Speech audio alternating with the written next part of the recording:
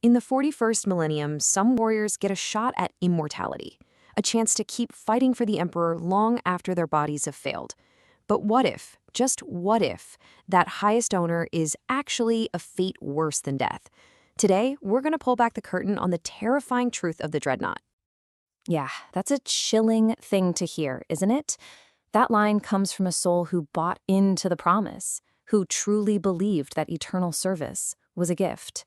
But what he found on the other side was a reality so much darker than he could have ever imagined. This is his story. So, let's meet our guy. This is Brother Captain Meron of the Iron Hands chapter, an absolute beast of a space marine. But during a nasty fight on the ash world of Tyrannus 7, he goes up against the traitor Marduk and gets, well, mortally wounded. His body's shattered, but for the Imperium, his duty was a long way from being over. So, what is a Dreadnought really? Well, the official story, the one they tell you, is that it's a rebirth. You take the hero's broken body, what's left of it anyway, and you wire it into this giant walking tank. He gets to become a living legend, a metal god of war, fighting for humanity for centuries, maybe even millennia. Sounds like the ultimate promotion, right? Well, here's where it all falls apart. The promise versus the reality. It's not even close. Meron was told he'd be reborn in iron, but the truth felt a lot more like being trapped in metal. That eternal service he signed up for, it was just an endless war. And becoming a living legend really meant becoming a forgotten revenant, a ghost people told stories about. So, once he's in the sarcophagus, Meron starts to figure out the real deal. He uncovers these three profound, absolutely terrible truths about his new existence. These are the unspoken costs of this so-called immortality that, they conveniently leave out of the recruitment brochures. Let's break these down, because they're rough. First, there's the void, that silent nothingness between the fights. Second, his entire sense of time just completely shatters. And third, maybe the worst of all, is the loss of the very brotherhood he gave everything to protect. All right, get ready for this, because this first one is a doozy. When a dreadnought isn't needed for a battle, they don't, rest or sleep. Their systems just get shut down. Their consciousness gets switched off.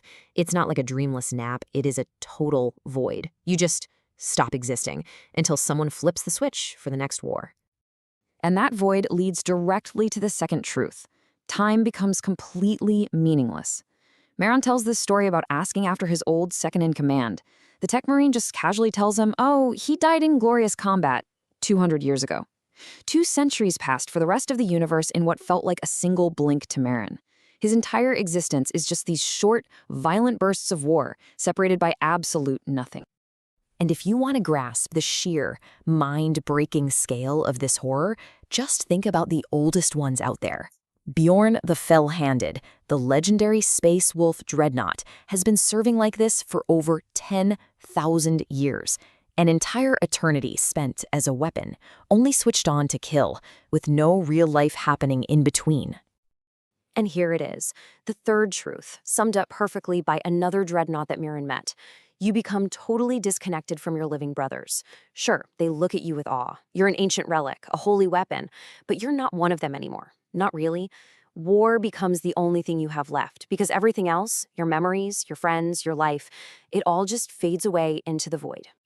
But just when you think it can't get any worse, things get weird. Like really weird. Meron starts experiencing impossible things. The librarians, the chapter's psychers, they call it temporal slippage. He starts seeing memories, but they're not his own. He's seeing glimpses of a past that he never lived. So he talks to a librarian, and the theory he gets back is just wild. The idea is that because Meron's soul isn't properly anchored to a physical body anymore, it's slipping, drifting through the cracks in time. He's experiencing moments from other eras. He's even having crystal clear memories of his own Primarch Ferrus Manus. And the biggest risk? His own mind could just fragment and dissolve into a soup of other people's memories. This terrifying possibility leads Meron down a rabbit hole to a question that changes everything. He thought he was one person, just experiencing flashes of other lives. But what if the reality was something far more fundamental and way, way more shocking? And then he gets the answer. The real, jaw-dropping truth, delivered by the spirit of his own Primarch. He was never put inside a dreadnought. His injuries were too catastrophic. brother Captain Meron died on that battlefield all those centuries ago.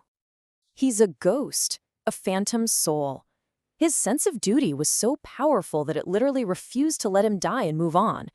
Instead, his spirit has just been adrift, clinging to his chapter, piggybacking on the senses of other, real dreadnoughts across all of history. All those battles, all those centuries of service, they were real experiences, all right? They just weren't his.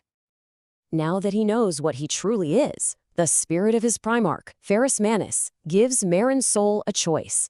This is it, the final crossroad that will define his eternity. It really boils down to this. On one hand, he can finally accept the honorable death he earned on the battlefield. His long service is over, he can find peace and let his soul return to the Emperor. Or he can embrace this new phantom existence. He can remain a whisper in the dark, using the centuries of wisdom he's gathered to guide his chapter from beyond the veil.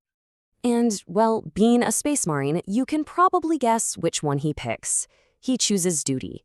He makes the final, most ultimate sacrifice there is, giving up his own peace, his own rest, to keep serving his brothers in a totally new way. So now his existence has a real purpose. He's not a warrior anymore. He's a memory, a guardian of ancient truths. He can move between moments, whisper wisdom into dreams or to those who are willing to listen, and remind his brothers of the humanity they're always in danger of losing. He's trying to guide them back to balance. And that leaves us with this final, haunting thought. Meron chose to keep serving, but by trading his peace for an eternal duty, has he found the ultimate purpose? Or has he just swapped one cage for another? A question that kind of echoes forever in the grimdark.